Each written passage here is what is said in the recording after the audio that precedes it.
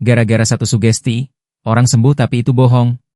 Tapi kalau cuma kayak tadi ya, di dunia medis ada namanya efek placebo kan? Iya. Ini kan sama kayak sugesti tadi kan ya. Ada orang memberikan obat, tapi bukan obat. Pseudoscience. Nah, pseudoscience gitu kan ya. Jadi dia cuma sugesti doang dan placebo doang dan orang sembuh. Dia bilang apa salahnya kalau orang sembuh gitu kan ya. Betul. Nah, kalau selama tidak dirugikan sih aku nggak ada masalah sih. Oke. Tapi kalau dirugikan, ini problem nih. Menarik. Wih, berat ya Ustaz. Lumayan.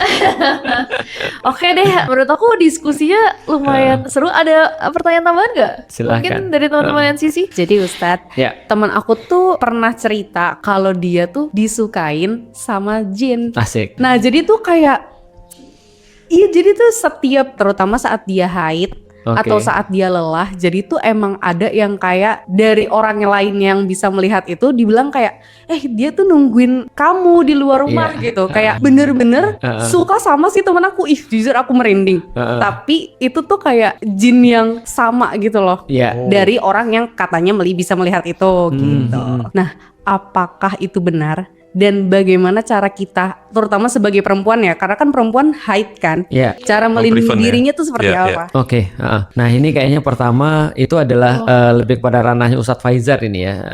Jadi Ustadz Faizar tuh pernah bahas, aku juga deg-degan juga tuh waktu itu. Dia bilang gini, jadi memang ada, menurut beliau di dalam kitab yang beliau baca itu ada jin yang suka sama manusia. Bahkan sudah sampai melakukan hubungan dan segala macam lah. Mungkin anaknya jadi Naruto mungkin ya, atau apalah gitu. Super power. Iya, super power dia punya jin curiki gitu kan ya. Tapi kalau aku secara pribadi ya, yang perintah di dalam Al-Quran yang jelas adalah tidak boleh bagi manusia untuk berinteraksi dengan jin.